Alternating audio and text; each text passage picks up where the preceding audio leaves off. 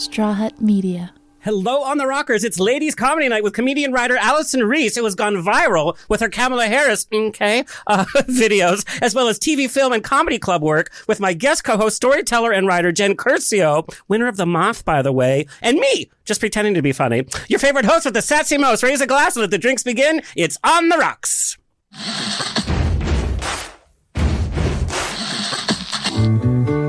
Thank you for being Boulevard. Life is a banquet, and most poor suckers are starving to death. I'd like to propose a toast.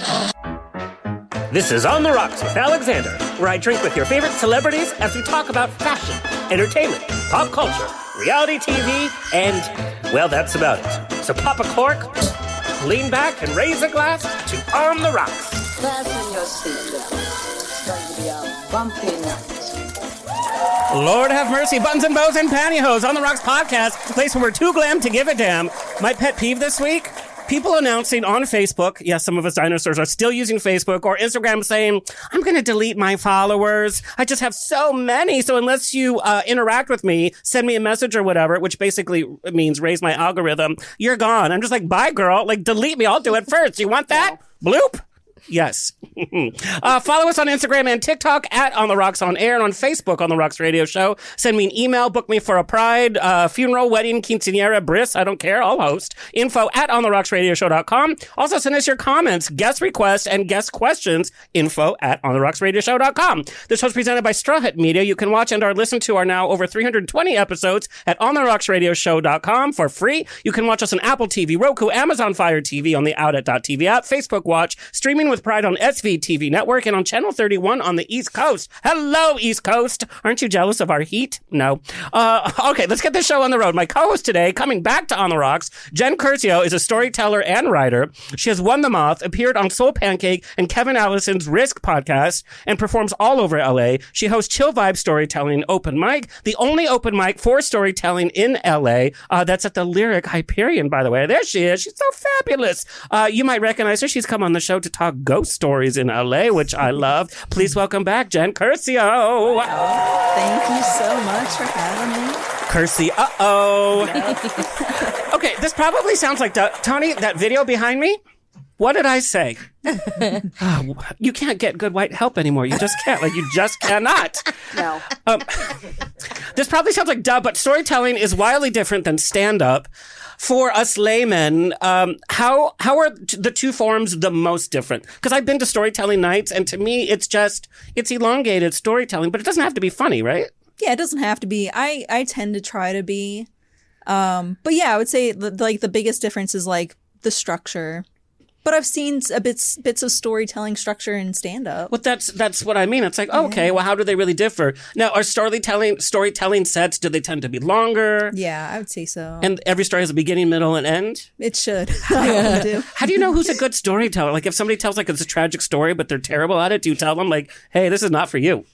I mean, I wouldn't, but... Well, that's because you're nice. I would. Be like, get off the stage, bitch! No, I mean, I guess I've heard some terrible long ones, but yeah, I mean, I think like a good one is like if they're succinct about it, they do have like all the structures, like you know what you're like. At no point are you lost, or you like because one time the worst one I ever heard, it was like this woman was having an affair with the UPS man at her job. Oh, I like that. Yeah, but it was like terrible. A penthouse column? Yeah. It wasn't. It was like sad, and they like went to the Motel 6 to like have sex, and like that's fine. I'm not judging, but like I'm not going to judge that. I may have done the same in Palm Springs. Hello, downtown Motel 6. That was Motel 69 that weekend. But what are the tenements of a good story? Because I know stand-up, you need to have beats, you need to have like the punchline. I think there's beats for sure in there. But there's less punchlines. Yeah. Yeah. How did you get into storytelling? It's so funny. I actually saw Margot Lightman tell a story in Philadelphia. She was like touring, and I was like, this woman's amazing. And I was just enamored of her. And I was like, I got to do this. What is this? And my friends were like, that's storytelling. So I was like, I'm going to do it.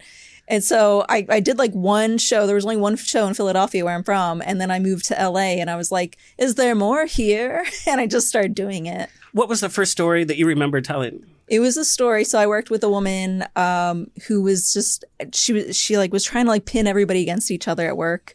And it wasn't even a great job. And I was like, what are you doing, Sue?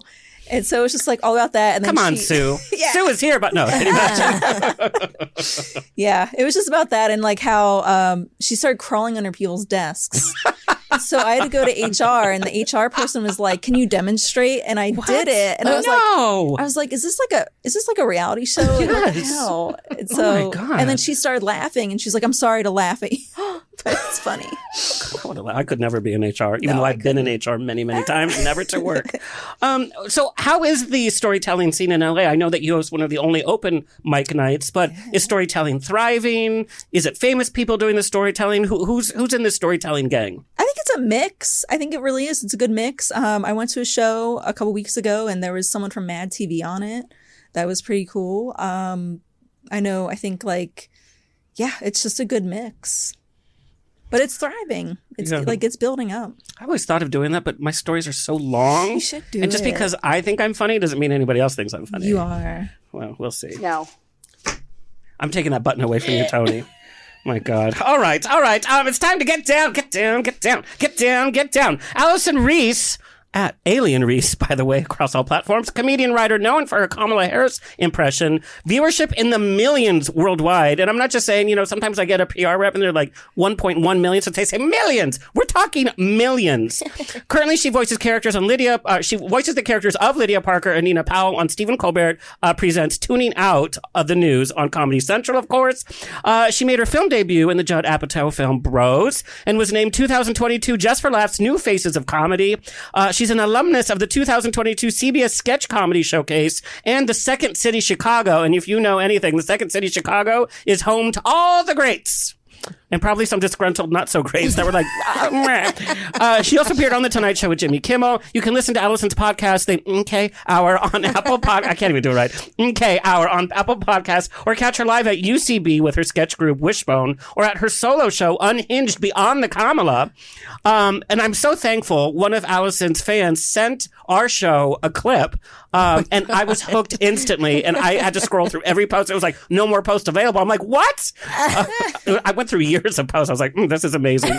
We knew we had to book her, and I'm so excited she's here. Let's take a look at one of her latest viral offerings, just to give you a little sample of what everybody's going gaga for. You know what? They can talk all they want about me and my word salad speeches, right? Because at least I have never froze up, for 20 fucking seconds during a press conference. Little girl, retire. You looking like a dead fucking fish out there. Girl, take a nap forever and then get back to us in the morning. No, God, he need help. Why is he running stuff? I can only hope that one day I too will be practically dead, but serving Congress and looks. God, look at that cat. Please welcome Allison Reese. Oh. I'm so glad to have you here. Like I said, I am such a fan. Anyway, so we're just going to get to it. We're going to get into nitty gritty. Were you raised in a funny household? Yes. So is that where you got your sense of humor? I believe so. I'm one of 6 kids, and I'm like smack dab in the middle. So like, how do you have your voice heard? Exactly. Yeah. I used to tell like 5-minute long jokes like in the first grade, and they weren't. I think in the time they were not funny or endearing. I think people were just like, oh my God, wrap it up. Well, no, but like what first graders are able to put together 5 minutes? They're like, look what I can do. And then that's it. Yeah, no, but it was a talent for sure. Just going, dead in the eyes and just reciting 5 minutes of stuff. But I love that. That's probably like how you had your voice, your personality heard, and like with that many other siblings. Did you come from a big family? No. Just one sister. I'm an only kid, thank God. Oh, good for you. That's always so wild to me. I can't imagine being the only one. You get all the attention. Well, yeah. Now I'm like craving it all the time. It's how I eat. So when you do like Thanksgiving and all that, are you always the funny one at the table now? I mean, I try to be, but the more time goes on, the more I'm like, everybody else is actually way funnier than me. That's funny. Yeah, my siblings are so funny. My parents both have their own like brand of humor. My mom is like really, she does a lot of voices, is kind of cartoony, loves puns. And my dad is on the other end of the spectrum. He like loves, what is that, Sorry to Bother You? You know that movie? It sounds familiar. It's trippy. He likes trippy stuff, artsy stuff. It's He's like independent. yeah. He's a trip. So like just both ends of the comedy spectrum, I feel. But that's funny because your comedy does have elements of like Portlandia, where it's kind of like out of the box thinking. It's like, wait, that's funny? Yeah, that is funny. But then with the voices and all that, like you have the best mix. They must be over the moon at your success. Yeah, they are. They've been so lovely and so supportive. I couldn't have asked for better parents. And you started like really doing comedy shows, high school, Phoenix, yes, where you were raised. I want to know, what was it like going through high school as a black girl, queer, in Phoenix? It was a lot. Yeah. Okay. I mean, we think that Phoenix is this thriving whatever. Last time I was in Phoenix, I actually had some homophobia instances. Oh no! And I've heard that about Phoenix, that it's not as like cosmopolitan or as open as we'd think. So when you're going through high school, going through puberty and all that, what was that like? It really sheltered me in this not great way. Like where I was in Arizona was a very Mormon heavy place in Mesa.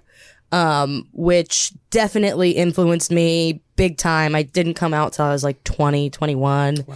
And I just remember I would always hang out with all the Mormon cliques. They're like different groups of Mormons. And I was like, yeah, these are all my friends. But really, we were all just the same level of sexually repressed is what was happening, I think, after looking back. But Mormon boys are the best in bed. I can tell you that, whether they're still in the church or they're fresh out of the church. I don't doubt that, and I wouldn't know. Yeah. Well, I figure it's the same with Mormon girls too, and they're probably like, and they don't even have to use the sheet. But that's interesting. Do you think we had the late Leslie Jordan on here, and he said during high school is when he used comedy to ward off any bullies and to be the funniest one so that people couldn't make fun of him first because he was already being funny. That was his sense of safety. Yeah. There's definitely a sense of safety in comedy for me as well. I mean, I think a lot of it really does come from like, oh, if I stand out, how do I stand out with like being from such a large family? That kind of went into everything I did. I did basketball for years and I was always really wanted to be the funny one. I don't know if I ever really was, but. Well, let's look at this reunion that you're going to have coming up here. You'd be like, you are the funny one. We'll see. Now, when did you kind of come out? I was 30. And I lived That's here. A story right there. Wow. Yeah. 30 years old. I was 30, yeah. Had you been with girls or no? I had like a secret high school girlfriend, and that was it. And then I like went back. And then for years you were like, oh no, we don't. Yeah. Was it not good? It was fine, but I was like, I was in like 9th grade. I mean, we're still friends. Oh, you are? Well, we're, like, lesbian. friendly. Hello. Of course, we're friends. Right, like adopt cats together. Now, what was your coming out finally? Because close with your parents, but still having this kind of like, this is my true identity. Yeah. So I was living here about 10 years ago, and I was just like, in my mind, I was like, I can never be the successful artist that I want to be if I'm not like honest with myself and with the people I care about. And I was like, I have to come out, and I was so scared. And I didn't want to do it like face to face or even over the phone. So I just sent like a group text. Oh my God. Which Kelly Rowland on her Excel. Yeah, but it's me. I sent a group text to my parents. Did you save that text somewhere? My sister has sent it to me. I'll have to send. Like I sent one to her. Print it on a T-shirt and wear it at one of your shows. I should. Yeah, you should. Yeah. Who was on it? Was it like it was my parents and I think my siblings, or either just my parents or just my different. And the DoorDash guy, just by accident. By mistake, that guy was there too. But I was just like, hey, think I'm gay? That cool? And that was really it. That's really it. And several minutes went by, and I was like, oh God. And my dad finally responded, and he was like, yep, you're good. And that's it? And that's truly it. And my mom called and was like, hey, was that like a, I don't know, I know you're doing comedy. Is that like a joke? Or like, Is that a bit? what was that? And I was like, oh no, it's real. And she's like, okay. That sounds like maybe one of your new viral songs. Yeah. I can't believe that's all you did. And, But that shows how close you were with your family, though. Yeah. Like, that's what they expected. They were like, okay, great. My oldest sister is also gay. And so she came out way before I did. And so that really alleviated any pressure that I had. But it didn't make you safe enough to feel like you wanted to come out earlier. Yeah. Okay. Yeah. But she did make it a lot easier. Yeah. And she never lets me forget it. So, She's like, I was there first. Is she single? No, she's married. Oh. They have sorry, two Jen. kids. Sorry. Well, I'm not single. Oh, you're not? I'm not. Oh, way to go. That's another story. Okay. Now, did you come out because you were in a relationship or you... I mean, yes, but also like I came out to friends before my family when I wasn't in a relationship, and then like I met someone and like 2 weeks into it, she was like, "You have to come out to your parents," and I was like, "What?" Oh my goodness. So it was a bit of force, but That was fresh. No, like you were saying, you wanted to be true to your art and your craft. We know it's only like in the last couple of years that it's like it's okay to come out now, and that's like celebrated. Were you scared, and were you ever scared, like being in the LA storytelling scene, to like make that decision to be like, this is going to affect my whole career? No, actually. Really? I had I was like, I won't have a career unless I'm honest with myself. Wow. I was like, I won't be able to do anything meaningful unless I'm like true to who I am. I think that's the difference of a younger generation of entertainment people. It really is about their art and themselves. Whereas I come from a different generation. It's like, I just want to be famous. So whatever I need to hide or do whatever to be famous. Not like entirely that, but the idea of self-worth and having to live your truth, I think, is a newer idea. Yeah. Yeah, I could see that. I agree. Did you think it was going to affect your storytelling career or writing even? No, I thought it was gonna, like similarly, like I thought it would be better because I was like, oh, this is like a unique perspective. And even being out like a little bit later, I was like, there's not a lot older, late. Not that I mean, 30 is not that old. Right. No. Let's not act like it's old. Just don't ask a 24-year-old. They're like, oh my God. Yeah. But I remember, like when I first got to Hollywood, I had interviews with two major agents, and both of them were like, don't tell us your sexuality. Let's start the conversation like that. But because I had sent in video and I had to perform for them, whatever, and like, you have to change your hands, you have to change your haircut, you have to change your voice, you have to talk like this. But don't tell us if you are gay, but that's what you need to do. And I was like, I was horrified. And then I never went back. Okay, so let's talk about the move from Phoenix to Hollywood. You lived there for a couple of years. What made you decide to just like pack up? Was it you wanted to do TV and film? To move here? Yeah. Yeah, that was exactly it. I was like, I want to do TV and film. I had gone to an improv camp, and they had all been doing improv in LA, and they're like, the comedy scene here, the sketch here is so good. Like, you got to come out here if you want to do this. And I was like, okay. And it was at this point where I was like, okay, do I finish film school or do I, jump out there? And I jumped out here, and I was here for a couple years, and it was really, really great, really formative, but I was just too young, I think, to fully Interesting. appreciate everything. Well, I think you can speak to this. Well, and you now being back in LA, the scene it's great once you're at a certain level, but it's so structured and it's, I don't want to say cliquey, but it's hard to break into. Yeah. We have the Groundlings, which is great, but there's a bunch of people that you see on TV every week as well and film. Yeah. So I can't imagine LA and then having to just come fresh from Phoenix and all that. So you decided to go to the Chicago scene. I did. Which I fell deeper into improv. I was like, you know what I should do more of? This thing that doesn't pay. But it's funny because when I say you got into the scene, toured with the Second City, produced, created your own shows. That's where the Kamala impression kind of came from, was born. And we know that, like I said, the comedy scene can be very hard to get into no matter what city you're in. But Chicago, especially when they're so well known, and Chicago's theater scene, we've interviewed a number of actors that started in Chicago theater. How did you break into that circle, kind of being the newbie? Did you knock on the door and be like, here I am? Because you were a central figure and responsible for a lot of the productions that went on. Yeah, well, I mean, it definitely took time. And it helped that I was just so enthusiastic about comedy. It's like all I wanted to do. I just wanted to, take classes at IO and Second City and just really immerse myself in it all. And everybody there was really great. And I, found community right away with different theater groups that weren't necessarily the bigger ones that I was wanting to work at, like Second City or IO, but like there was a theater called Under the Gun and, the Playground. There are all these little theaters where you could just like get up and do stuff and meet new folks and kind of climb the ranks in that way. And that provided me space to like start producing stuff. Yeah.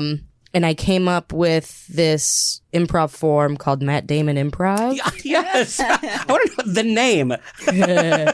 Well, have you seen Project Greenlight? Yes. From like forever ago? Yes, of course. There was one black female producer on it, and he like mansplained diversity to her in like From Matt Damon? Yeah, of the course he most problematic way like you've ever. It was so upsetting.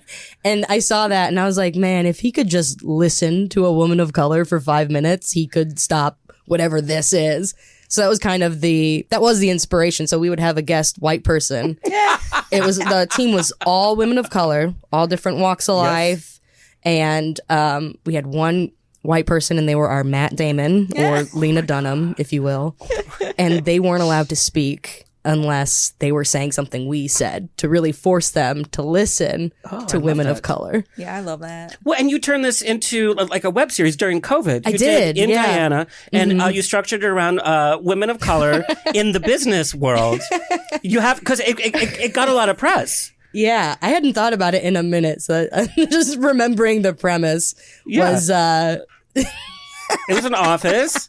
Everybody was zooming from home because it was during COVID. Yeah. Well, I'm explaining it to you. Oh my God, I'm Matt Damon. Can a brown person be a Matt Damon? No, Matt Damon. Yeah, no. So it was these women who ran a business, and it was like a back massager that was suddenly selling out, and it was like saving their business, and they didn't realize it was being used and confused for a vibrator. And so they all of a sudden are now in this sex toy business, and it's really taking off. And so it's their day to day trying to figure it out. What I love about like starting that and like during COVID, you're like, okay, we're not just going to sit here and like mope around. We're going to work on this together and support other women, which I love while getting our message across. But this is what I love about finding out more and more about your career. It's like you pivot where you need to. So you want me to write? Great. You want me to do a voice? Great. You want me to be in a film? Great. You want me on stage? Maybe I'll do a song.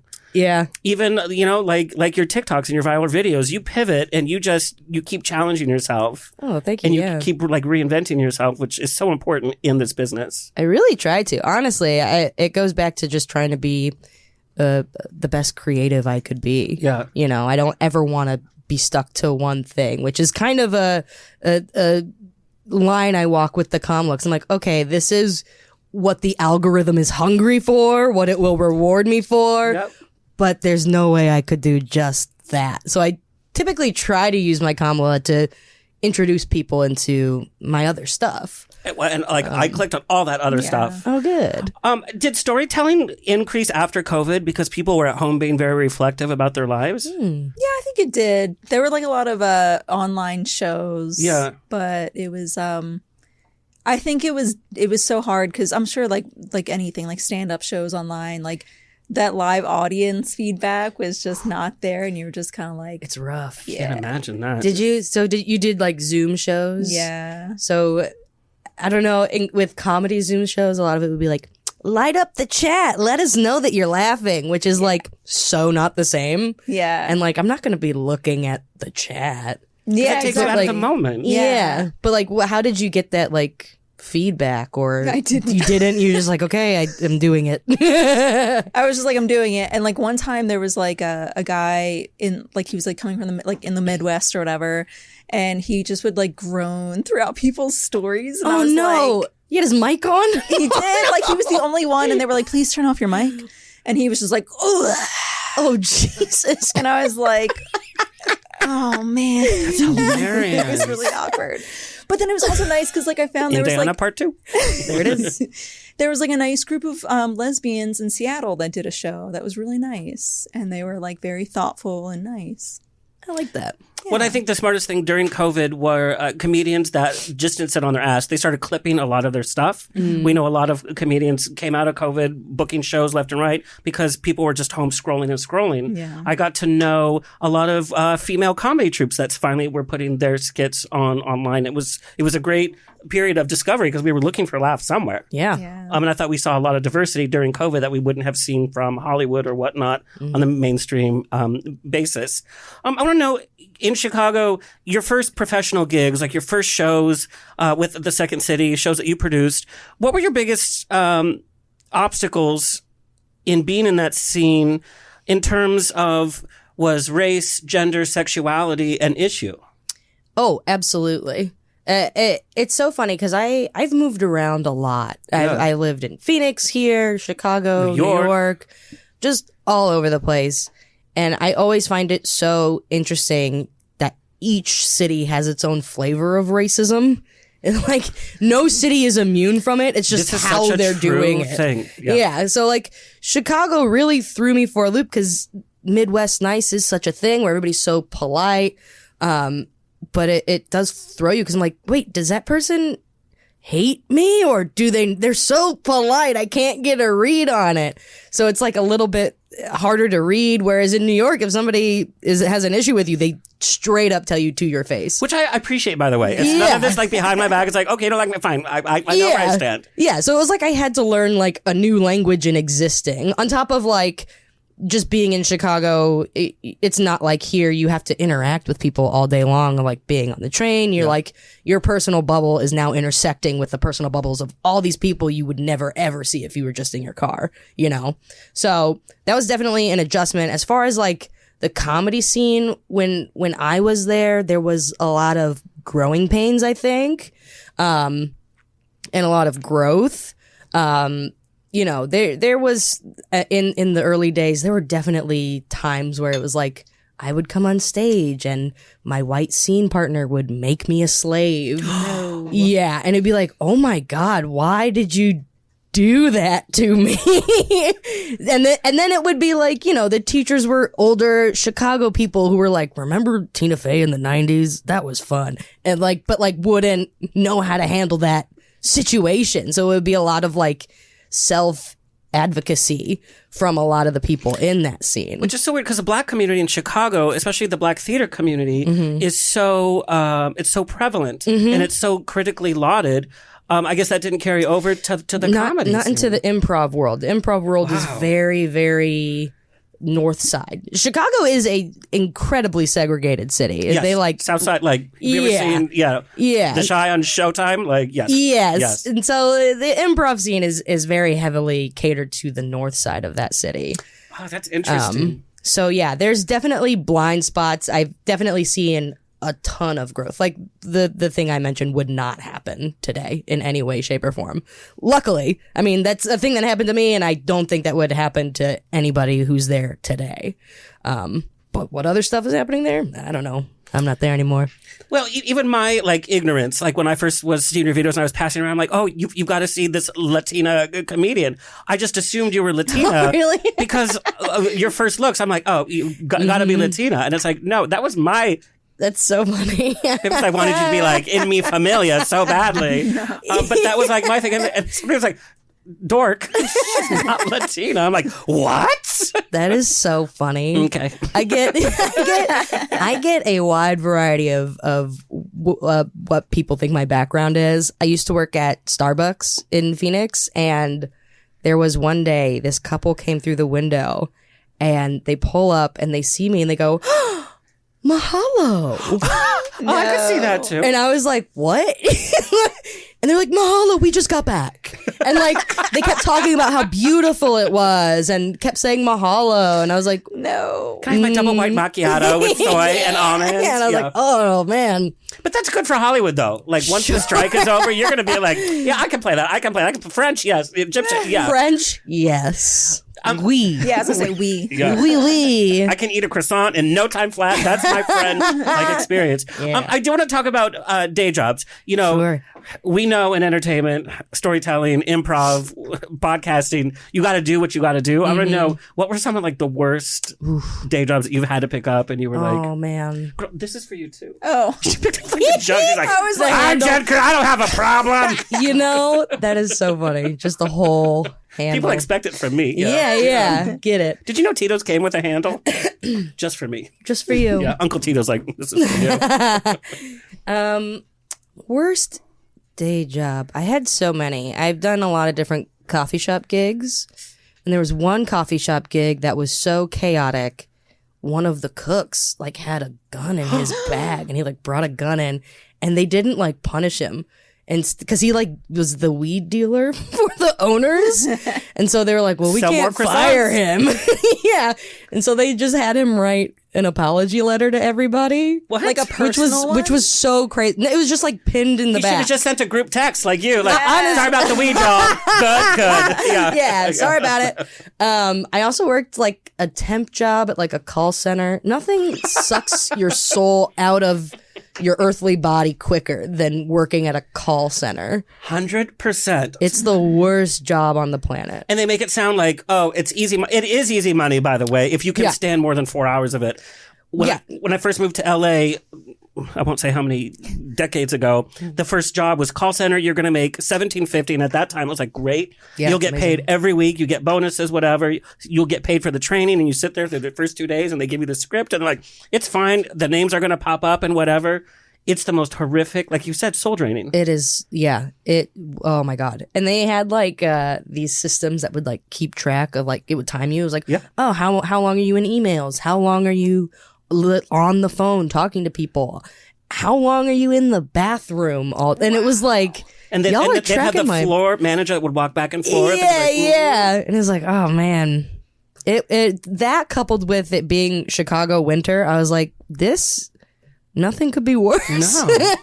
What? To have no sun for weeks on end and And then be dealing with, yeah. What kind of calls were like? Was it a It like was- a product or? It was like customer service for some like online thing they had for like auto companies. It's It like was you never so knew exactly insane. what you were I selling. never knew exactly what it was, but I knew everybody was mad at us and that they were right to be really mad at these people. I was like, yeah, it sounds like what they're doing is bad. Yeah. I'm sorry. For the call center I was at, they branded it. It was, we were cold calling people that gave to nonprofits. So they worded it, it's a nonprofit call center. In theory, I guess it was, because we were asking people to donate to nonprofits. And then you never knew what was going to pop up on your screen. It could be for PETA, and then the next thing could be for the Republican, like, no. whatever. But then the name would take a minute. So they would pick up the phone, and there would be that second before the name would pop up. So it was my third day, and I knew I was going to quit. I just couldn't. Like, I hated every minute. And the guy's name pulled up, and it was Harry Wiener. No way. It wasn't. I swear on my life. And so I burst out, I'm like, Harry Wiener? And Oh then my God. you always make friends with the people right next to you because you're like miserable all together. And then the girl laughed and she whispered it. We're all laughing. They shut down our system and then they told me to leave. I was like, Harry Wiener. That's so funny. It's probably Harry Weiner, by the way, but you know me. You know what? I see Harry Wiener. I go for it. I don't believe you. I'm gonna Google it. Yeah. That was fresh. Have you ever had any like crazy? Yeah, I did a call center job, but it wasn't. It was like a weird. It was like a job where like they were like whatever comes up, like whatever happens for the day, you're gonna have to just fill in. So I'd fill in for like random companies like that day. So I did like a call center thing, and I had to call all these doctor offices and just be like, have you heard of this really rare disease? And they were like, never heard of it. Don't call us again. Oh my God. And I was like, I'm sorry. You're right. You have it. Goodbye. Test results are in. Sorry. So I don't know. Learning with the Second City, and like I said, you had many different roles. You weren't just on stage. Correct. What is your creative process now? You've been professionally taught. You've learned what works, you know, on the street, so to speak, like in reality, which is different than an educated, like classroom type Yes. situation. You're like, well, that didn't work. So what is your creative process when you put together a skit, whether it's, you know, a 1 minute skit for TikTok or whether it's a skit for one of your shows or with your troupe? You know, that's a really good question because I feel like I'm always trying to find what my process is, and I feel like it's just always evolving. A thing from the Second City that I really, really love is like improvising into writing. Just this idea of like the way they do shows is you come out, you improvise a scene, and then later you write it up, and then you edit it, and then maybe you do that scene again, and then you feel free to like improvise new stuff. And that's kind of how I view writing, particularly characters, and a lot of my Kamala stuff is like, oh, I have this idea, I'm just gonna get into character and go and do a few takes and see where it goes from there. So it's never the first one I do. It's usually the third or the fourth where I'm like, oh yeah, I really got everything I wanted in that one piece. But with like writing scripts, I'm still trying to like figure that out. So I also have this like mild obsession with Nikola Tesla. Really? Yes, it's very strange, I know, but he's a genius and also just so unhinged. And his process for stuff, he was said to have never written anything down, and he would just go over stuff in his head a bunch. I can see that. Yeah, and then when he would go to write it down, it was near perfect every time. So it was like the equations and everything he would never have to redo because he was just kind of always editing it in his head. So that's kind of been my process as of late. I'll walk around, I'll think about whatever my idea is and try to like see it in my mind's eye and kind of think about it over and over, try to get new ideas, and then put pen to paper and just really let imagination go. I think that's why your work is so accessible to audiences, because it's so organic, because it has developed organically. You know, the writers that have to have their little drink there and candles playing and the music and their typewriter, like, this is how I work. It's like, no. No robot. Yeah. Yeah. But it does work for some people. For some people. They have their process, but then their work is like the same. Like, I know what to very expect. static. Yeah. I'm pretty sure I have ADHD, undiagnosed, and All I'm creatives like, do, right? I think so. Am I wrong? Okay, cool, Yeah, good. yeah. I'm like, I All think good that just creatives. might be my superpower is learning how to use that for good instead of evil. No, that's what I love about this. He's like, look at that cat. It's like, yes. And I'm glad you picked up on that. No, that gives me such joy because, again, it's that organic and it's funny. It's like, why is it funny that a cat's there? It's like, no, it's funny. And It's for you just to be shocking. like, oh, look at that cat. It's so funny. I don't know why. It just is. And like, control freak me, if there was a cat in my scene, I'd like, get that cat, take him to the shelter until I'm done filming. Like, no. That's so funny. What is your creative process? Because you seem very structured to me. Because you're very like responsible and No, I feel like, I talk to myself a lot. Yeah. I pace around my apartment. Yep. If my girlfriend's not home, and I talk to myself, and I start to like build the story up, and I'm like, well, no, wait, that didn't. Then this happened, and then I'll like just do bullet points. Yeah. And then like for a minute, I was like writing the whole thing out, and then I was like you said, I was like very robotic, and I was like, that's not working for me. I got to do this like. Because I've done improv. yeah. So like I like to improv a little bit. Yeah. Now, have you done any stand up? I've tried.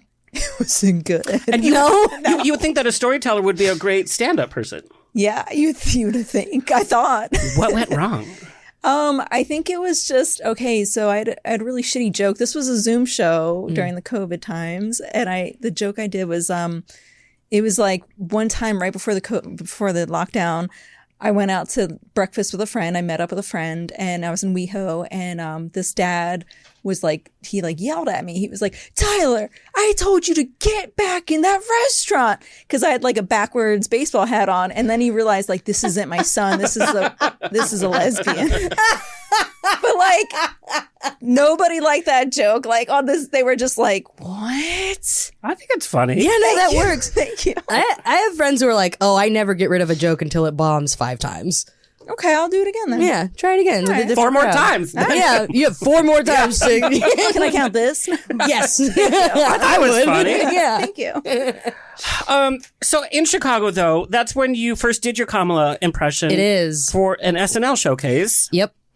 Where did it pop into your head? It's like, of all the people in the world, that Kamala was probably a good one to do.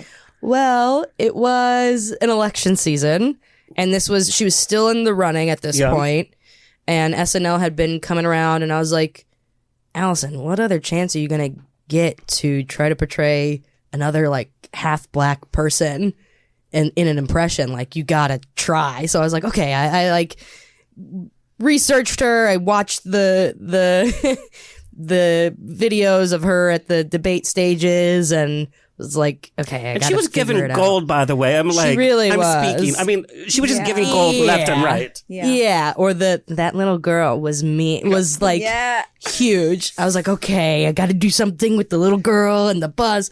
And I forget exactly what I did, but it was something silly and very short because I was like, it was new at that point. But yeah, that was a wild time. But you got it down to like a T. And the impression really launched you as like a national name when you started to put the videos on social media. Yeah. On TikTok.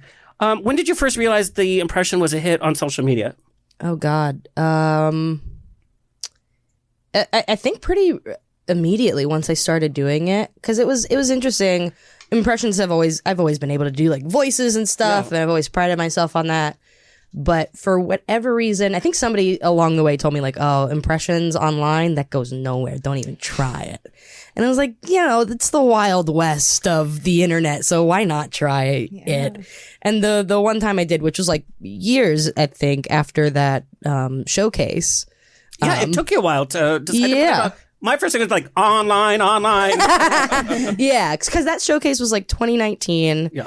And then I obviously I didn't get SNL, so I was like, okay, maybe I just didn't think about it again. And Maya Rudolph had been doing her Kamala on the show, and I was like, okay, yeah, that's whatever. But yeah, I was like, yeah, let's just put it online. And a friend of mine called me. My friend Bobby was like, that impression is so good. You need to get the pearls. You need to get a jacket. You need to get a wig. And I was like, what? That's crazy, but okay. And then like soon it took off. And I was like, oh my God. Isn't that funny? I wonder if you were to audition for SNL today, even 2019, they were still behind the curve of what we see this season. I think they had a lot of cleaning house behind the scenes. Because we know the executives really make the decisions and they're still like way out of touch no matter like how the young generation feels. I wonder if you were to audition today, what would happen? Who knows? Let's call Lauren.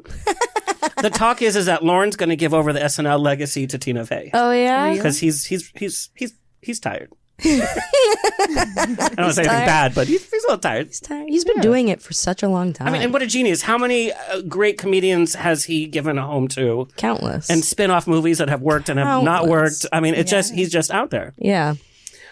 It has become such a hit.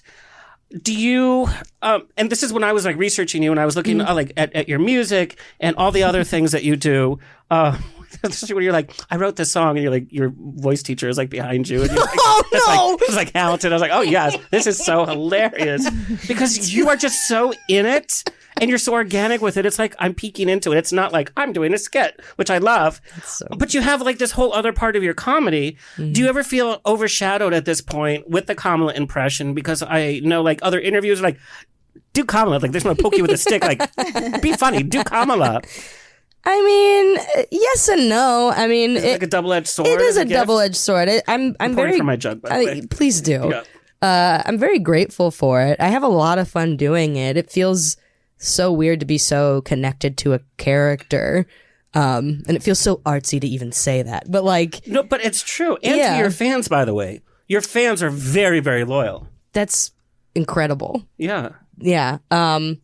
But yeah, I mean, I take it as a gift and hopefully use it to share other gifts that I may have that people hopefully like. So I do like the podcast and I use my podcast to like... Oh, it's so funny, you guys. Okay. You just have to. It's really a sketch show that's like... Yeah. Yeah. But you feel like you're listening to like, this is what would happen if she had a podcast. If she had a podcast. And sometimes it's so crazy. It's an ADHD fueled so canon. You can't blink or go to the bathroom because you'll come back. You're like, what the hell is happening? Like, Conan O'Brien, he's still alive. Okay. I spit out my water with that. I was like, she was like, oh, okay. Like that's news to me. He's still alive. Oh yeah, I interviewed one of Conan's writers, and he was like, I don't know what to do with this. He's like, oh my god. He's like, I can't get in trouble. Oh my god, she's funnier than me. I might lose my job. I don't know. No, not at all. But I want to talk to you both about social media. So we know social media really kind of propelled your career. Yeah. to me, and like impressions don't do well on social media. Now we see a lot of impressionists. They always do like one line or like quick, like I'm going to do 50 lines as 50 different characters. It's like, okay, what I love about you is that you do encapsulate the character by making her very real, but very you too.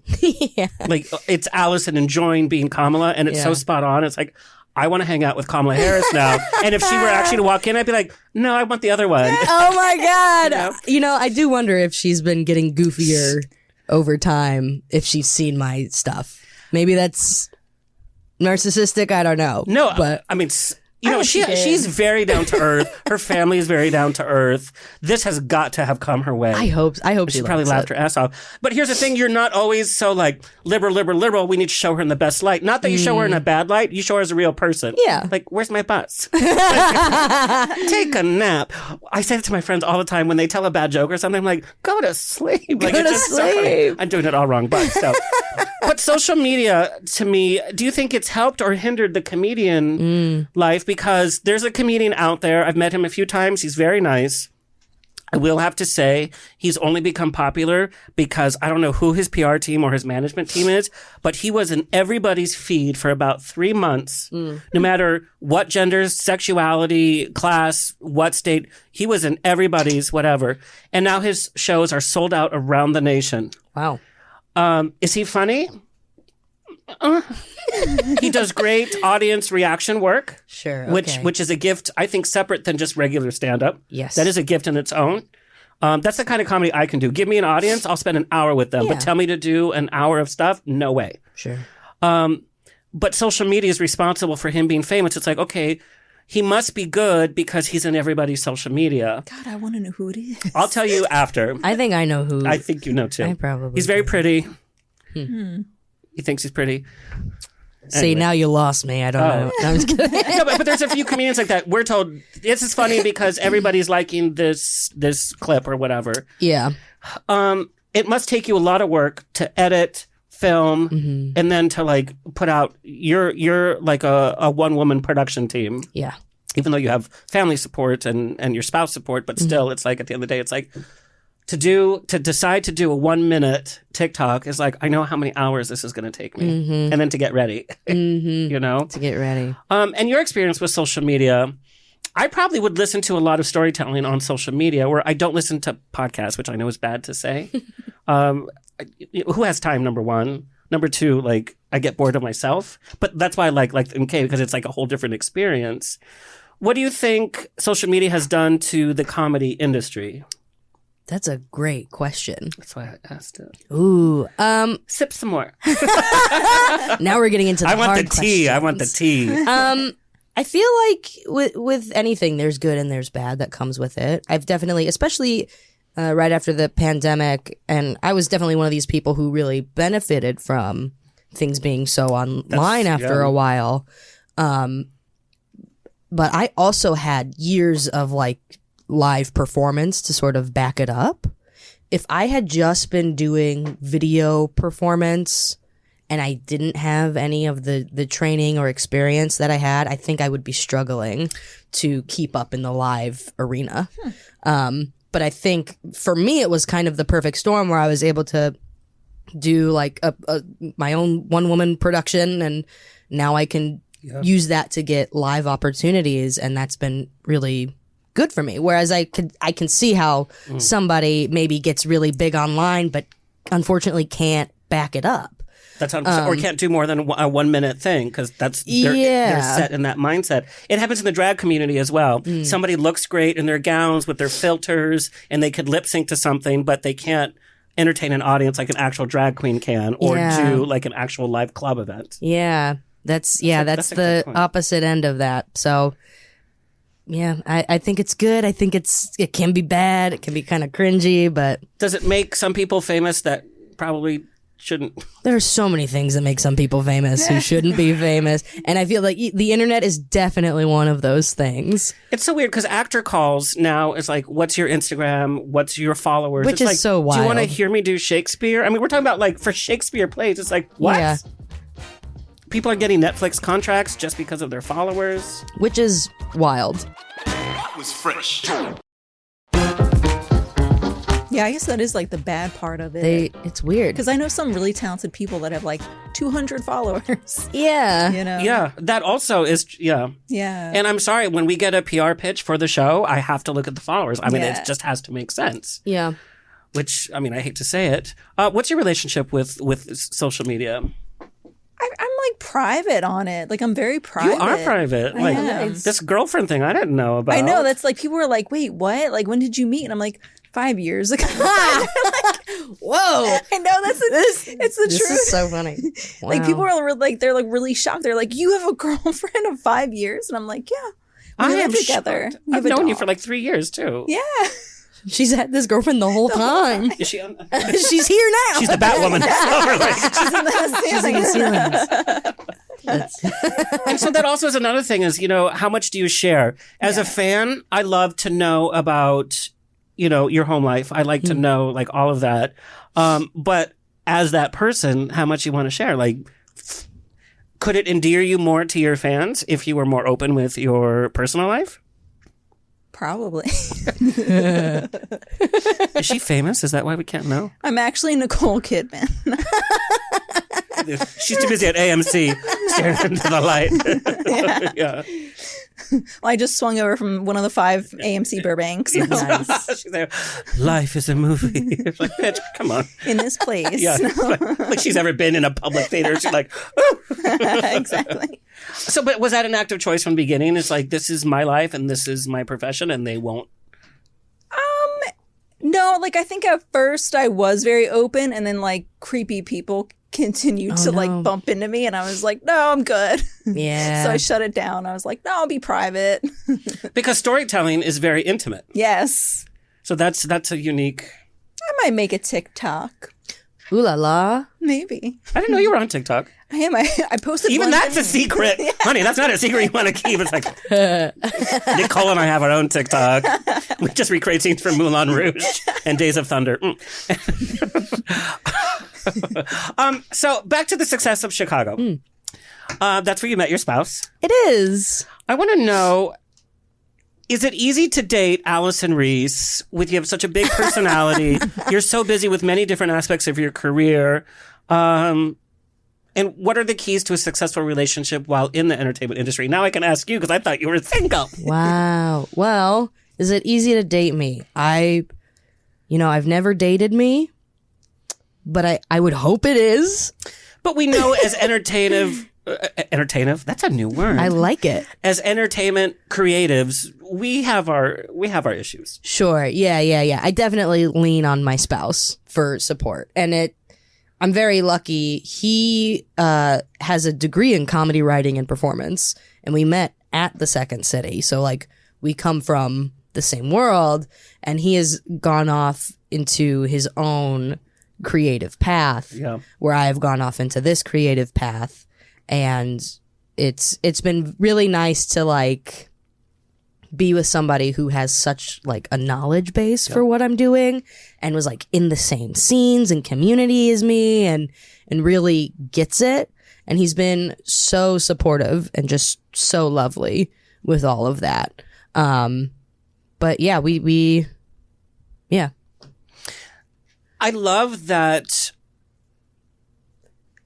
they understand, like when you say I have had a long day, it's not like I had a long day at a 9-to-5 job because the copier broke down. It's like, no, my whole life fell apart. You know what I mean? Yeah, the drama. But that you also have your separate kind of entertainment life. I think that's the key. If you're in an entertainment relationship, you can't work on all the same projects and have a healthy home. You just can't. Yeah. And I find that we have a very nice Venn diagram of when we do work together, we know how to we definitely appreciate the boundaries, and we'll be like, okay, this is personal relationship, this is a creative relationship, this is business relationship, and we really try to keep those things in mind. But yeah, it's been so great. How did you both handle when all of a sudden, like, your stars on? I was like, now I'm a TikTok star. Now I'm in a film. Now I was named, funniest comedian in the world. He has no chill, So he like wherever I try to be like, okay, that's really cool. He's like, yes, and which is really nice because I like don't let myself have that. That's true love he when does they're that. as happy as you are. Yeah. Oh yeah. So when the star was on the rise, it was very like he was like, oh yeah, it starts, and it's interesting. He's recently said to me like, we're at this part now where like on my social media he'll be like, hey, I sent you this thing, didn't you see it? And I'd be like, oh my god, I have hundreds Alexander like, come on my show please. I was like, I have so many messages, I'm so sorry, I missed it. And he's like, wow, this is the first time I felt like I've had to share you in this way with that's a very strangers. real thing though. Yeah. And I was like, oh wow, so it's made me that much more protective of our home life and like keeping that sacred. Interesting. Yeah. And who's to say is like, I got to go to New York and film the pilot for my new sitcom. Alexander's going to play the gay neighbor and, all of that. So how have you dealt with your relationship over these 5 years? And because I know, you work your job. Yeah. And then in the evenings, like you're doing storytelling, you're developing this, you had a podcast. Like, how do you keep that healthy aspect? Yeah. I mean, like she's always very supportive. And I mean, she does, she's in like script development and she does writing. So she understands. Yeah. So she gets it. She gets it. But she's not like on stage. She's not like a stage presence. She's like a very quiet person, like a deep introvert who's just like, you be loud, I'll be quiet. And I'm like, that's the good balance. I'll be loud. Absolutely love that. Absolutely love that. Like in theater, we always want to date like our co-star. It's like, no, we should date the stage manager who could like run our life Yes. Love and a still stage let us manager. be a star, right? We've talked on this show, gays supporting gays, women supporting women, comedians supporting comedians. Sometimes that just doesn't happen. There's politics, there's jealousy, there's fear of supporting someone else's career, that it's going to affect your own success, which happens instinctively sometimes. Like we talked about the Matt Damon improvs, you support women, people of color. That's just part of who you are. Mm-hmm. I know when you do your storytelling nights, especially your open mic nights, you're like, everybody has a story. Just try it. Might not be for you, but let's support you. Yeah. That doesn't come naturally, especially in LA. Has that always been part of your makeup of like, let's support women, people of color, queer artists? I definitely have always had a very team mindset, a team mentality. I grew up playing a lot of sports, and so my childhood hero was Steve Nash, solely because I thought he was a good point guard, which made him a good leader. I idolize this guy because I was like, he knows how to lead a team. Like, who is that though? He's a basketball player on the Phoenix Suns, or he was. He's That's a what coach I thought. now. I thought he was a country singer. I don't know. I thought he was a wrestler. Steve Nash, the wrestler. Would love to see it, actually. But I think until I started living out in the world and experiencing how the world treats me as a woman of color and as a queer woman, I didn't fully appreciate community in that respect. And that's when I was like, oh, I need to foster this. I want to create this. I really wanted to create a safe space for women of color, particularly in comedy and in improv, because at that time it was like you were the only one. If there was a woman of color, you were the only one on that team, typically. And that led to things like, your teammate being like, and you're the slave in this scene, where it's like, nope. And so I wanted to create a space where we could play and fail and have fun and actually have the space to grow and get better. That's so generous, because if I shared the stage with 5 other people like me, there's also the chance those 5 other people are going to get cast over me. I don't know. I guess I just... obviously it's worked out for you. Yeah. I feel like I can do my own thing when I want to do my own thing. Yeah. I can do my team thing when I want to do the team thing. Yeah. It's a good balance. It's my favorite quote of all time is, a candle loses nothing by lighting another candle, which is cheesy, but I think is very nice. I like it. It is very nice. I'm like kind of dying to know this. So like, I can't wait for this. Yeah, as an improv person myself, how did you respond when that white person was like, And you're the slave. Like, Yeah. were you Did like? you just stop? I froze. I was like I had not encountered that before. Yeah. I did not know what to do. That is so. Even in the last 2 decades, that still seems so. Like, who would think that? And that, you know, I have That's so just- many. I won't do a trauma dive, but like there were so many instances where it was sorry. like, why did anybody do this? We're adults playing make believe. Why did you do that of all things? You could have done anything in Well, the that world. just speaks to what his experience is. Like, how do we deal with a person of color? They must be this. Yeah. It's like, okay, great. Now I'm just gonna start my own team and peace out. So at 3 a.m. this morning, this is going to go through my mind that if I was on stage, what would I have done? This is going to plague my thoughts. I'm going through it. Yeah. I'm like, Know that when I was on stage, I was just like, what? I did not know what to do. I was like 22. Just my like, God. oh my God, what? And plus, you want to be in good graces with, you know, an improv group. You don't want to be like, yeah. I'm the angry person of color, even though, yeah, you should be an angry person of color. I think if it were to happen now, I would have like been like, you can leave the stage. You should fully leave this show. I probably would have escorted them out of the building. It even makes my heart beat. I guess I would have said, you mean sex slave? That's a good It's say. dildo time. Boop. Nice. Yeah. I'd be like, and see, guys, this is why we all know Steve's a racist. Make it a group scene. Make it a group scene. That is When in funny. doubt. I do want to talk about mental health, something Yeah. we've been discussing in the comedy world since the likes of like Robin Williams. You know, ever since that happened, which was such a tragedy, I guess the only benefit is that comedians have felt now they can be open. We know the highs and lows of being an entertainer, especially comedian. We're making other people laugh. And we always have to make other people laugh if that's who we are. Yeah. But behind the scenes, we could be going through so much. When you put all of the effort in putting together your own shows, doing your TikToks, having a relationship, going on auditions, having all of this stuff happen, how do you take care of your own mental health?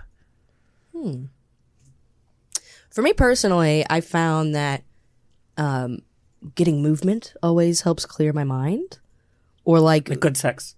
yeah, exactly what I was going to say. Good movie. Wow, right from my brain to your lips. Kinky. I've like I said, I played sports a lot. I work out every now and again, especially if I need to clear my head.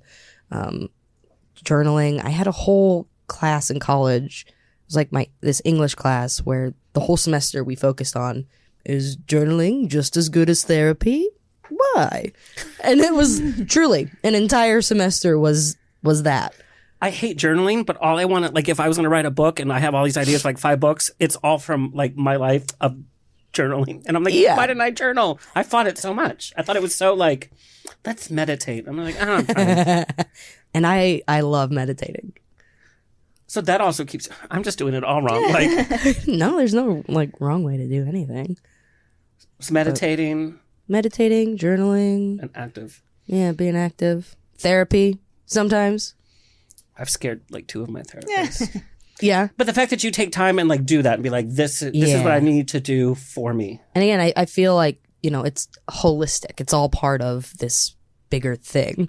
Like if I want to be in this field and be successful in this career path, I feel like I really should take care of my brain, you know? So that's kind of the thought behind all that. Have you ever been like, oh, it's time for another TikTok? And then you're like, you know what? I'm just not going to do it today. Absolutely. Good. Absolutely. Yeah. Oh yeah. Especially for whatever reason, there's a lot of folks who confuse my Kamala as me hating her, or like there's a lot of like every now and again I'll get like a really scary right wing comment and I'm like, oh no. Wow. And when that happens is when I'm like, oh, I'm gonna pump You could the be doing brakes on Mr. this. Rogers and people would still have problems. Isn't that wild? Here's what I think, what I love about your Kamala is that you endear her. You make her the person that she professes to be herself. She says, I am that down to earth person, you know, like, and you make her that. Oh, that's nice. But you also don't treat her precious, which I appreciate too. Yeah. No, nobody's precious. Nobody is perfect. Like nobody. is. Especially politicians. Yeah. Well, They're not a sports team. she's like, Joe, go to bed. I was like, maybe he does need a good long night. yeah, don't we all at some point? girl, look at the bags under my eyes. Like Louis Vuitton called. They're like, can we just sponsor those? my God. Jen, how do you take care of your mental health? I journal too. Yeah. I like I to. have to start doing this. Here's the thing. I get so serious about it. I make my own journals. Whoa.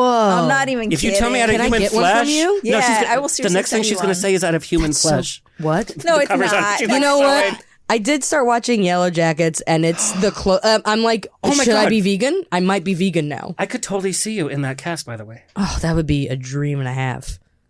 That would be cool. Make it But yeah, happen. I Sorry. will. That show was so good. I gotta watch It's it. a good show. You haven't seen it? No, never. Oh, you have That's to. exactly no, you have what to. I'm You have to. saying. You have to. You Very have to. You have to. Season Very 2 got a scary. little unraveled. It kept me up at night. I would It watch really did. It an scared episode, me. and I'd be like, I shouldn't sleep yet. I need to journal. I need to journal. Dear yeah. Juliette Lewis. Okay. If I was white, I would do a Juliette Lewis impression till the day I died. Yeah. She's like, I'm acting. Yeah. Anyway, sorry. It's all right. Okay. I do love her though. Yeah. Oh, I love. Yeah, I journal, and yeah, sometimes I just draw, then I walk, run. yeah. I just get out of the house. Yeah. You know, but sometimes, like, what if, as creators, like, we get into something and then we realize it's like 8 p.m. and then it's like, who has the energy? Yeah. Yeah. Day by day, Yeah. step by step. And that's a good way to even Day look by at, like, day. career. It's like day by day. Like, today, something didn't happen. I didn't get this today, but tomorrow's. Yeah. Yeah. Okay. All right. All right. Yeah. Holistic. Whatever that means. That was fresh. I want to know, what is a crowning moment from your career, not based on the success that a project did, but something that you personally, that you were like, it clicked. You're like, yep, I'm in the right profession. This is my personal peak. Not peak, but This is like my moment. Yeah. my moment. I mean, doing JFL, I think, was that for me. I had a bit of bad stage fright for a while. And doing that was like, oh, wow, I can. That made you confront your fear. Well, I mean, I had been for a really long time, but to do it at that scale was like, okay, yeah, I can. There's nothing else. There's nothing else for me. That was great. Yeah. Yeah. Was there anything that you did to like help yourself get over that in that moment? Just like in that moment, I mean, it had been like a lot of exposure therapy up until that point of like going to do shows and kind of powering through whatever nervous energy I had. But yeah, it was like after doing shows in New York for a couple years, it was definitely like, okay, yeah, I'm doing it through all this muck. Like I was built for this. Nice. So But you're given that kind of title, then it's like, oh shit, you know? yeah. Yeah. How about for you? Is there a personal moment you're like, that was a good night, that was a good story? Well, and I know, if I can share with the audience, you also, in sharing your life, you became very public with something that you went through that was Yes. very traumatizing. Yes. And it kind of took it took a lot of guts for you to do that. Thank you. Yeah, I would say like that was very cathartic, and yeah, I think like after I got through that, I did feel like I'd felt moments like that before where I was like, oh, I'm doing this. This feels good, but like it was like a different like flavor of, oh, I'm doing this, Yeah. like because it was just like without like getting into it, it was like a thing where it was an unsafe situation and I felt like I couldn't talk about it, but then being able to talk about it felt very good. Yeah. Well, you know what hit the news today was being able to talk about our experiences. We know that Lizzo is like at the top of a hot topic list. Yeah. I don't have enough information to, share what's true, what's not true. Not that we ever do. But in talking what we go through as entertainers, sometimes we're put in very difficult situations. And it's like, do we just want to be part of the crowd? Do we want to be the difficult one? That's a tough situation. And it's like, hanging out with other entertainers, times can get crazy, especially in LA. Yeah. I went to an 86-year-old woman's party. They were passing trays of cocaine. Like, no joke. Oh my God. Nobody even flinched. I have never seen cocaine in my whole life. Me neither. No. You guys live in LA, right? I know. Yeah. They're like, Northridge. No. Great Sacramento. Tegan and Sarah song, by the way. Yeah,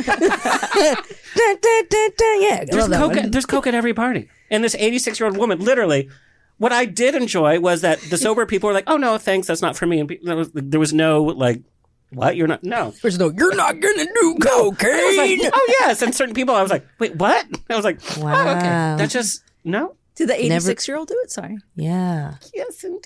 Wow. And then she sang show tunes till 3 a.m. Good for her. Thank you, Shirley MacLaine. No, it wasn't Shirley MacLaine. Could have been Shirley MacLaine. Oh. No, okay. Okay, we're going to get into Kamala. Oh, yeah. Pour yourself another drink. This is our final stretch. Ooh la la. Okay, I need to know because everybody has tried to well, I know I've incorporated your impression into my personal life with my friends for so many different reasons. How does one do Kamala? What are the foundations of the voice, Okay. vocal placement, and that laugh? I start with like a little nasally, Nasal. So our first exercise. and then getting like a little vocal fry in there. Sounded just like It did. So yeah, you gotta have a little bit, breathing through your nose just a little. nasal Okay. vocal fry. No, Not that much. vocal fry. And then and then kind of in the middle of your throat. A little bit. You're Try it. close.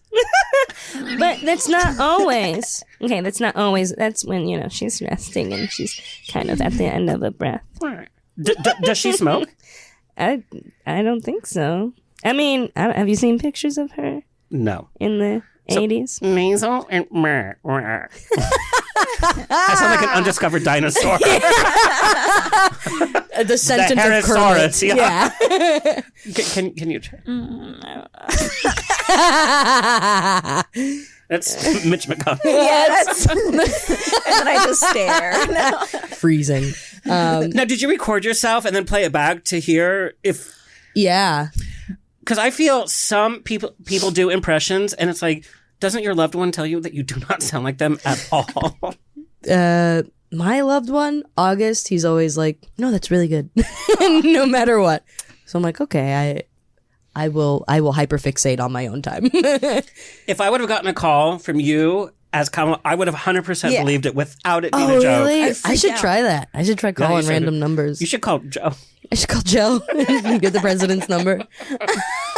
That would be a great Kamala, if you're listening and you want to do an April Fool's, hit me up, girl. So what did happen to Kamala? I don't know. As a queer person, I thought she was going to change the world. I don't know what I expected. And my good friend who is devil's advocate politically for me, because, we as gays were like, yes, march, march, march. It's like, okay, well, how do you want to march? How do you want to advocate? What is it that you want? And so he said, well, what exactly did you want her to do? And I was like, I don't know, but something. And I was very loud about it. And the more I thought, I was like, well, what did I expect her to do? Yeah. It's hard. Like, what do I want her to? I want her to do something about abortion rights, but I'm also like, well, what can the vice president do?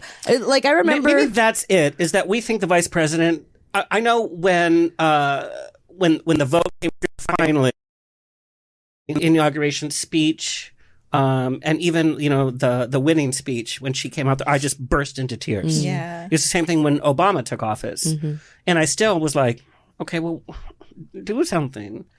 Maybe a vice president doesn't have as much power as we think. I think, I don't know. I think one of the biggest things that Joe did was when he was vice president, he came out for gay marriage before Obama did. 100%. Yeah. People forget that. And which was like a huge deal. So I'm like, damn, is that what this bitch got to do? She got to be like, yo, he got to do something. Like, maybe, but. I thought she was see her more visually to be the next president. Yeah. So for this next election, she would have been like, we're already behind her. Joe's already behind her. That's what I thought. That like this coming election, it would be like she was the Democratic vote. That's kind of what I thought. That's But what if I you were thought, Joe, too. would you let that happen? 100%. I would. Girl, it's like, take a nap. I think he's like, I got people to take naps for me. Go to Rehoboth. That's where he has a beach house. He does? Oh yeah, is that where the beach pictures? Call the beach house and be like, I'm staying there this weekend. I'm in the White House right now. Joe, I want to let you know. Okay, you're at the beach. I'm getting work done. No, call the house with him not there. Call the house staff and be like, I'm coming. Joe said it's fine. Yeah, and then I just get in there and 100%. have a beach house. Yes, Yeah. Okay, yeah. I'm in. Like, Good plan. You're coming Secret. with me. I don't want to be arrested. I'm brown. We're still not as popular. So. Can Kamala do a little bit of rapid fire? Sure. Okay. Oh, Where is that laugh? It's like I don't know. It's somewhere I swear to in God. my head. She has to have seen this. I hope so. She has to. She has to have seen it. Okay, Kamala, if you're Hi. ready. I'm here. Okay, right. This is what you hear on the Okay podcast, by the way, Yes. too. Yes. How do you have time to do a podcast? I don't. You know. You just phone it in? I phone it in. Okay, Kamala, a celebrity crush. Ooh. Natalie Portman. Oh, is Kamala coming out as queer? No. Queer adjacent? Queer Adjacent. adjacent. Yeah. Queer another word I basement. Yeah. No, queer basement. Flood in that basement. This is such a treat. Favorite show on TV? Survivor. Oh. Yeah. Yeah. Okay. I feel like it accurately, reflects social dynamics. Okay. Back to us so we know really what the American people are up to. Well, I know you got mad because Love is Blind didn't go live. And that did piss me off. Did you call somebody? I tried. Did you get the FBI involved? I tried to call Bob, whatever his name is, from Netflix, and that bitch was busy with other stuff. I don't know. Kamala, He was busy failing up. aliens, yes? Are they out there or no? They're here now, yeah. What do you think McConnell is? That's an alien. His PR should have just come out with that and been like, he is actually our alien. And we would have been like, we love him. Like our first alien experience. The aliens, they're actually mad that I say that. They're Yes. like, that's not us. Yeah. Well, and now you can't say alien anymore. You have to say extraterrestrial. Yeah. Yeah. You Oh, can't even my say bad. UFO now. It's UAP. Well, the woke right, mind Tony? Why virus. can't we say UFO? What's UAP? When I say UAP, I feel like something. Unidentified air prop.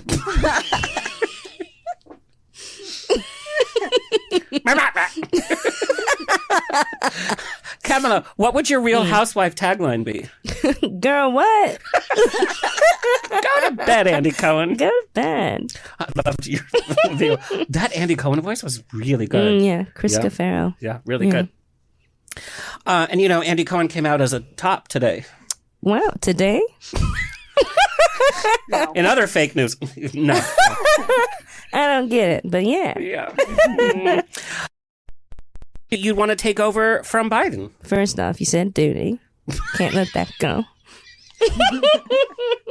What job description would you want to take over from Biden? Yeah, president, obviously. What national day would you institute? National. Like there's like National Hot Dog Day. Oh. National Cat Day. Well, that's already a day. It's called Pride Month with Lesbians. Yeah, Yes. it's called Pride. It's called Dyke Day. Yeah. I think probably Doug Day. Doug. I love Doug. My husband, Doug. Oh, he Yeah. never gets attention. We don't even know what he does. He's an entertainment lawyer. Yeah. Oh, has he sued anybody we should know about? Oh, God. Would you do happy hour with Melania? No. What? Why? She crazy. Have you had you've never had a conversation with her? No. What does she say? Do you know Tim Burton? It's like if Tim Burton I'm was so scary. emo. Do you see me? Yeah. I'm so emo. So I shop at Hot Topic. Actually, I see your shirt now. Yeah, I shop at Hot Topic. I love Hot Topic. Don't we all? There was, have you seen the video of the goths on the underpass dancing? Yes, and like they put it to all the music. Like, rah, rah, rah, Yeah, it works with every music. It totally does. Yeah, I get it. Yeah. Okay. Yeah. So no Melania, even just to get the No. tea. I mean, what tea does she have? Probably a lot. I don't think anybody tells her anything of substance. I feel they would have a really fun happy hour. And it'd be like a 2-woman play that yes. It would be, I don't know. Right. I'll be open to it. Okay. Okay. Maybe. If Doug is out of town. I'll be open to it. Okay. If Doug is out of town.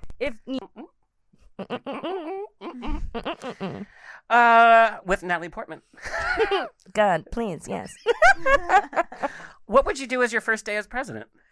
Oh wow, first day as president. I would get rid of McConnell probably. How? Or like just trip him how? down the stairs? I mean, it's not hard. Yeah, something like that. Ask him 2 times 2 is? Yeah, I would ask him. I would show him a video of me, a black woman, in the Oval Office, and he would have a stroke right there. And that would be over for him. It would be X's over the eyes. He's dead. How would we know, though? It'd probably about a week till we knew he was dead. Yeah, no, he's It'd been be like- propped up for a while. Yeah. The puppeteer's like, union strike, no. Henson does a lot of really good stuff. McConnell's one of them. What is the secret talent you have that we had no clue? Oh, God. Puppeteering? Puppeteering. Yeah, I have a little guy in my throat. Hold on. Yeah, I don't know if you can hear that. Yeah. Okay. That's your secret talent? That's it. Okay, Yeah. all right. What would your drag name be? Melania. I'm telling you, when you go to a party you don't want to go to with your significant other or even your best friend, when you do this laugh, that's their cue that who you're talking to is who we need to move away from real Yeah, fast. it's the safe word. Yeah.